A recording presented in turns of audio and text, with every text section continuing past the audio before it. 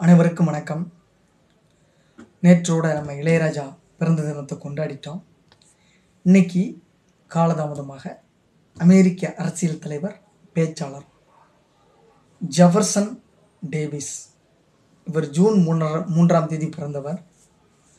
அமெரிக்க உள்நாட்டு போரின் போது அமெரிக்க மாநிலங்கள் கூட்டமைப்பின் தலைவராக பதவி வகித்தவரும் சிறந்த அரசியல் பேச்சாளருமான ஜெஃபர்சன் டேவிஸ் பிறந்த தினம் என்று அமெரிக்காவின் கெண்டகி மாநிலம் பேர்வியூ என்ற இடத்தில் வளமான ஒரு ரிச் ஃபேமிலியாக தான் பிறந்திருக்கிறார். ஆக்சுவலி இன்னைக்கு ஜூன் 3ஆம் தேதி செவ்வாய்க்கிழமை காலதாமதமாக காணொலி வெளியாகிறது.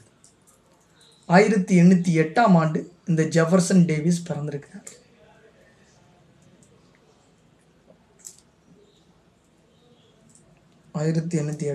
பிறந்திருக்கிறாரு. தந்தை மற்றும் இவரது குடும்பத்தினர் பலரும் அமெரிக்க புரட்சி போர் சிப்பாய்கள்.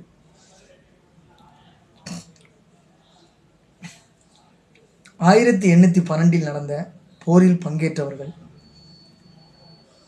மிசிசிபி மாநிலம் உட்வில் நகரில் உள்ள வில்கின்சன் அகாடமியில் படிப்பை தொடங்கினார். பின்னர் கெண்டகி மாநிலம் ஸ்பிரிங்ஃபீல்டில் உள்ள செயின்ட் தாமஸ் கத்தோலிக்க பள்ளியிலும் அடுத்து மிசிசிபி சபர்சன் கல்லூரியிலும் பயின்றார். இவர் பேர் சபர்சன் டேவிஸ். படித்ததும் மிசிசிபி சபர்சன் கல்லூரியில். 16வது வயதில் தந்தை மறைந்தார், இவருடைய 16வது வயதில். அதன் பின்னர் மிசிசிபியிலும் லூசியானாவிலும் இருந்த தன் சகோதரரின் பண்ணை வீட்டில் வளர்ந்தார். வெஸ்ட் பாயிண்டில் உள்ள அமெரிக்க இராணுவ அகாடமியில் அண்ணன் சேர்த்து விட்டார். பட்டம் பெற்று அமெரிக்க ஐக்கிய இராணுவத்தில் லெப்டினண்டாக 6 ஆண்டுகள் பணிபுரிந்தார். இராணுவ பணியில் இருந்து விலகி பருத்தி விவசாயத்தில் ஈடுபட்டார். அரசியலிலும் ஆர்வம் ஏற்பட்டது. ஜனநாயக கட்சி ஆதரவாளராக அரசியலில் நுழைந்தார். 1843இல் கவர்னருக்கான தேர்தல் பிரச்சாரத்தில் பங்கேற்றார்.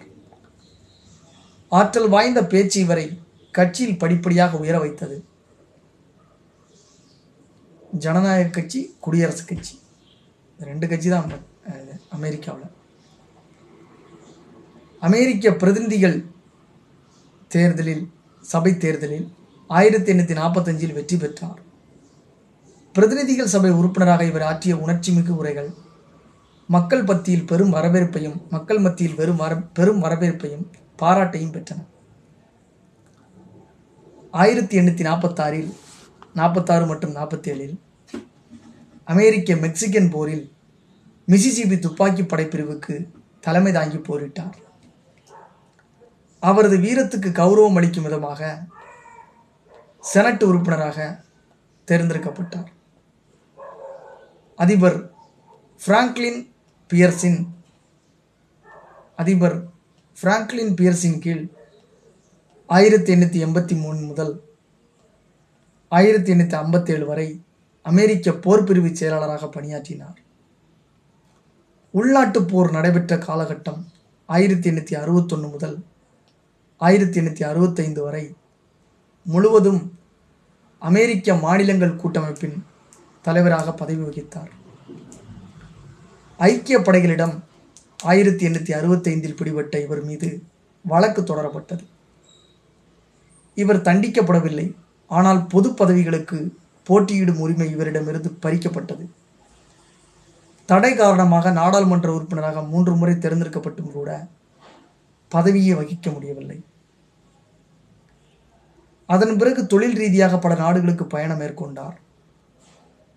டெக்சாஸ் பல்கலைக்கழகம் இவருக்கு முதல்வர் பதவி வழங்க முன்வந்தும் அதை ஏற்க மறுத்துவிட்டார். The rise and fall of Confederate government the rise and fall of Confederate government என்ற நூலை 1881 எழுதினார். இறுதி மூச்சு வரை அமெரிக்க மக்களால் பெருமிதத்தின் அடையாள சின்னமாகவே மதிக்கப்பட்ட ஜெஃபர்சன் டேவிஸ் 81வது வயதில் 1889 மறைந்தார்.